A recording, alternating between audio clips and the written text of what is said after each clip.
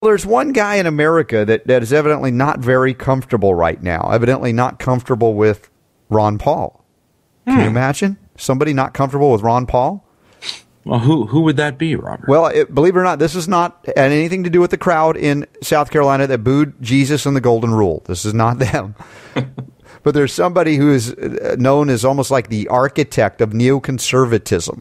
And he is really upset with Ron Paul. I mean, you're going to hear some things that you're like, what the heck? I mean, where's the perspective in this? And I know a lot of people have asked this question. Why do some people not get it, not like him? And I thought we really need to get to the bottom of this to get every last person that is not yet on board and at least figure out if there is hope, is there an opportunity, or should we just write them off and not waste our energy anymore? Yeah. Well, if people don't know who we're talking about yet, that guy would be Bill Kristol. If you watch the news, you watch the political shows, he's in the round tables on like Meet the Press and Face the Nation and things like that. He's a pundit. He's a pundit, yeah. I know. A political analyst. Now, just recently, and this has created a bit of an uproar, Bill Kristol was on C-SPAN. And he had some choice things to say about Ron Paul. And in this first clip, it's a bit surprising how it actually gets kind of personal. Personal attack here from Bill Kristol.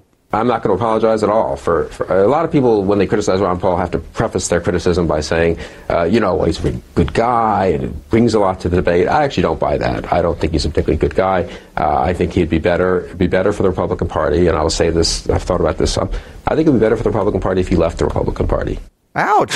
Here's a guy. Did you hear me say, I don't particularly think he's a nice guy. Now, of all the critiques... No, he didn't even say nice. No. He said he's not a good guy. He's not a good guy. Now, he's a bad guy, in other words. Of all the critiques of Ron Paul, even the people that are diametrically opposed to his ideas, none of them say he's not a good guy. I mean, come on. Even Lawrence O'Donnell, who's the lefty of lefties on MSNBC yesterday, I saw, he had called out, I think, ABC on their report about Ron Paul flying first class. Not being a spendthrift claim. And it turns out he was doing what every other congressman and senator does. You buy tickets that are refundable because they're always changeable at the government rate. And, oh my gosh, Ron Paul happens to have frequent flyer miles. He upgrades with Continental because he's on it so much. You mean he wasn't riding in the back of the plane with the luggage? Oh, what a hypocrite. Of course, Lawrence O'Donnell didn't mention the fact that he actually returns, I don't know, 100,000, 120,000 a year of his congressional... Which nobody else does. No. And his son, Rand Paul, $500,000 he returned. Didn't mention that, but at least I'll give him O'Donnell credit. He said, I wanted this to be true because he was looking for something to get Ron Paul. But the thing is, even if you don't like Ron Paul, they don't get him because he's not a good guy. No, I mean, what is up with that? He's not a good guy. And then he should leave the Republican Party. Yeah. Now, why should Ron Paul leave the Republican Party unless there's something about Ron Paul that is, in Bill Kristol's opinion anyway, bad for the Republican Party? And in this next clip, he goes a little bit more into detail as to why Ron Paul should leave the Republican Party. I actually think the Republican Party would be benefited in the long run, but even in the short run. Even in this 2012 election? Yes. Just look how many Democrats and independents are voting for Paul in these primaries. So you think it would hurt President Obama in a general election? I don't know, honestly, but I would just feel more comfortable as a Republican and as a conservative. I would be comfortable in a general election if Mitt Romney or Rick Santorum or Newt Gingrich were standing as the Republican in the Reagan tradition and debating both Barack Obama and Ron Paul. So it's all about Bill Kristol's comfort. So he would be more comfortable if Ron Paul left the Republican Party. Yeah, that's what this is all about. We need to make sure that Bill Kristol is comfortable, right? We need to, maybe send him some comfortable shoes or something. I mean, maybe he needs like one of those donut pillows or something. Why does Bill Kristol have to be comfortable? I don't want any neoconservatives to be comfortable. I want them to be agitated and annoyed because the people are starting to get on. We're on to your tricks. We're on to your tricks, Bill Kristol. You're not comfortable, and I'm okay with that.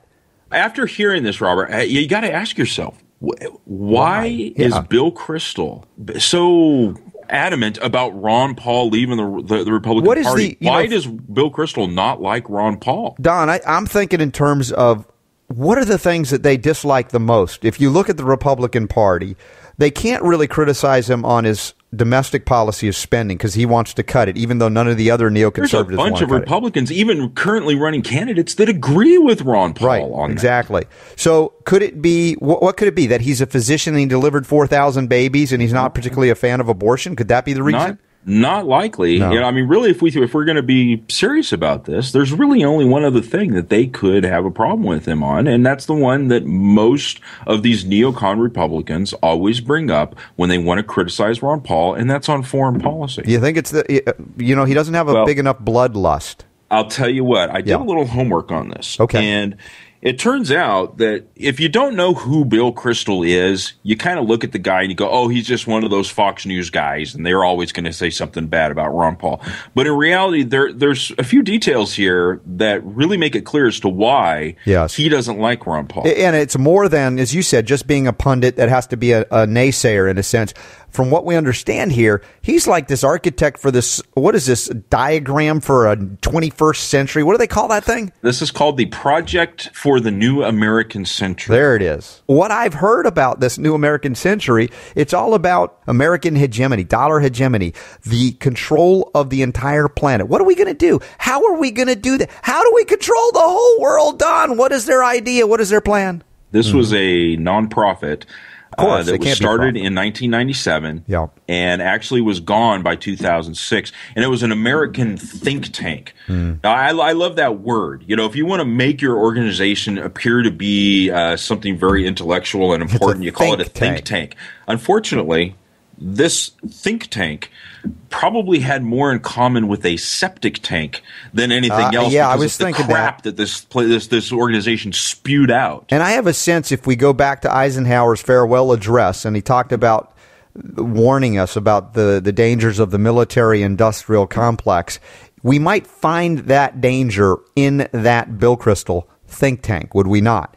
And to prove it, you've got another clip, Don, that we're going to run in here that is quite astonishing and quite revealing. Well, the setup on this, there's a guy, an Australian investigative journalist and a documentary maker. His name's John Pilger. And he interviewed Bill Kristol, talking to him about foreign policy. And this is the most amazing thing I have ever heard in my life. This is what Bill Kristol's opinion is on interventionism. The problem with America is not that we go around marauding around the world imposing ourselves. The problem with America in the last 10, 15 years, since the end of the Cold War, really in the last 60 years, is that we've been too slow to get involved. Excuse me? Wait a second. We're too slow to get involved in conflicts around the world and invade other countries and regime change and CIA coup d'etats. We're too slow. According to Bill Kristol, we don't do enough intervention. We don't get involved enough in other countries in a military fashion. Dude, I got a new name for Bill Kristol. It's Bill Kristol Meth. I mean, this guy is on serious methamphetamine. We got to invade another country. We're too slow. We just got to get moving. Bill Kristol, we got the Neoconservative, the think tank for a new American Senate. What do we got to do? What do we got to do? And of course, for anybody who might have missed that, we got to play that clip one more time. All right, give a listen. This is stunning. He completely reveals himself. The problem with America is not that we go around marauding around the world imposing ourselves. The problem with America in the last 10, 15 years, since the end of the Cold War, really in the last 60 years, is that we've been too slow to get involved. For all the people that don't understand neoconservatism and don't understand the people that are like this, Bill Kristol, of course, has come out of the closet in a major league way in this regard. This is the neocon, reveal. This is what we're all about, controlling the planet. It's not about the Constitution. It's not about limitations. It's about war making. But they're deluded, so deluded that to say something like this, you have to be on major drugs. We're too slow to interact on a global scale. Now, I'll tell you what, Robert, if this isn't enough, if what we've just heard isn't enough, to tell you exactly who this guy is, let's find out. John Pilger asks him a question, and he brings up the point that there are some other countries out there in the world that are concerned about what the America may do to them militarily. Listen to this. Who are we going after next? Outside America, people have worried about the United States conducting an unprovoked attack on a country, a sovereign country. Are they? Yes, they are. Really? They're worried we're going to attack Britain, France, Germany? Any democracy? No, because... Any decent regime? No, I said strong countries. Well, I'm asking decent countries. I don't know Are what people you would really call... worried the U.S. is going to go, a decent, law-abiding country, and the U.S. is going to come in and say, we don't like the look of you? A decent, law-abiding country. Yes. So what I get from that, there were two words that stuck out there. Yeah. Decent. Mm-hmm. All right. You mean a country that's a decent country is worried about? We're not going to attack a decent country. So my question to Bill Kristol is, who is it that gets to determine which country is decent and which one isn't? What is the definition of a decent country? And the other thing he threw out there is democracy. Yeah. Now, obviously, we prefer a democracy over a socialist country or a democracy over a communist country. But wait a second, does a country have to be a democracy in order to not have to worry about whether we are going to attack them? I'm going back to the heart of all of this that Kristol is just deluded on. Because what does democracy have to do with anything at all? It's never mentioned in the founding documents, the Declaration of Independence, the Constitution. And suddenly he's saying, as if there was some constitutional mandate, well, if it's a democracy, we don't invade. But if it's not...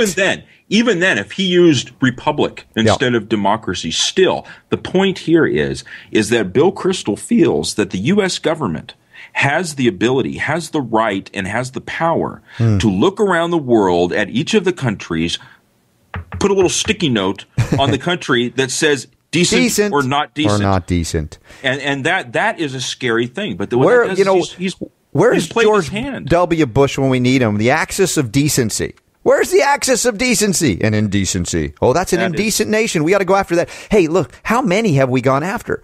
That would be the next question because, Kristol's surprised. Really? They're really? Come on. Like he was astounded that any country would be like, gee, we're a little nervous that the U.S. might come in to our country. Exactly, Robert. I mean, is there a reason for these other countries around the world to be concerned that our military may end up attacking them? And Bill Kristol continues on with this interview, questioning the interviewer, John Pilger, about the ridiculous idea when has that of ever us happened? Going and attacking somebody. When have we really ever done this? How many countries has the U.S. attacked in the last 15 years? Since World War II, there have been 72 interventions by the United States. Was that right? Yes. That's ludicrous. Well, it's not ludicrous, it's true. That's right? Is that right? That's ludicrous. That's ludicrous. We've never done anything like that before, have we? Yes, that's ludicrous. That's a rap artist. You're just making that up. And, of course, we're looking it up, and we do see over 70 since World War II, basically. You have to understand. This reminds me of the debate the other night when Ron Paul was talking about the difference between military spending and defense spending. There's a distinct difference, but a lot of people will lump everything in together and call it one thing. Now, intervention. What is intervention? Intervention does not mean that we fly planes and drop bombs and have boots on the ground. There are lots of ways for the U.S. government, for the CIA, for the military to intervene in things that are going on in other governments and other countries around the world. Yes. In fact, since 1945 to present day, the United States has intervened in more than 70 nations in the world. And a lot of people don't understand. Really? That's ludicrous. That's ludicrous. We did not intervene in China or Italy or Greece or South Korea or Albania or Germany or Grenada or Guatemala or the Middle East or Indonesia. And when you start throwing it, people right now are probably going, what are you talking about? Yeah. We didn't go to war with Guatemala. Over 70. Over 70. And here's the difference that I want everybody to understand. Why a Bill Kristol and why these hardcore neocons, whether they've come out of the closet or not, whether they're Sean Hannity, Rush Limbaugh, Mark Levin in talk radio, whether they're pundits on ABC, NBC, CBS, CNN, Fox, wherever they are, they're part of this one world order gang, New World Order, and they think the American military and the people in the military are the ones, the cannon fodder that should make this happen in the 21st century. And here you have, we're going to go back 4 years to let you see the difference between, and this also goes to the bloodlust that we heard in South Carolina, and that YouTube is traveling around the world. Did they boo Jesus? They booed the Golden Rule and Ron Paul. And this goes back to Mike Huckabee, another so-called Christian conservative with a bloodlust and an honor for dishonor. This is Ron Paul and Mike Huckabee 4 years ago at a Republican debate. The American people didn't go in. A few people advising this administration, a small number of people called the Neoconservatives, hijacked our foreign policy. They're responsible, not the American people. They're not responsible. We shouldn't punish them. Congressman, we are one nation. We can't be divided. We have to be one nation under God. That means if we make a mistake, we make it as a single country, the United States of America, not the divided States of America. When we make a mistake, it is the obligation of the people through their representatives to correct the mistake, not to continue the mistake. And that's what we do on the floor of the Senate? No, we've dug a hole for ourselves and we've dug a hole for our party. We're losing elections and we're going down next year if we don't change it. And it has all to do with foreign policy, and we have to wake up to this fact. Even if we lose elections, we should not lose our honor, and that is more important than the Republican Party. We have lost over 5,000 Americans killed in Afghanistan and Iraq, and plus the civilians killed. How many more do you want to lose? How long are you going to be there? How long? What do we have to pay to save face? That's all we're doing is saving face. It's time we came home. Gentlemen, thank you. Well, there you have it. You've got the foreign policy views of Bill Kristol, and you've just now heard the foreign policy views of Ron Paul. I think it's pretty obvious where the logic, where the truth lies. There's really no question here. And I think now we understand a little bit better why Bill Kristol doesn't like Ron Paul and why he's uncomfortable. You know what? Too bad.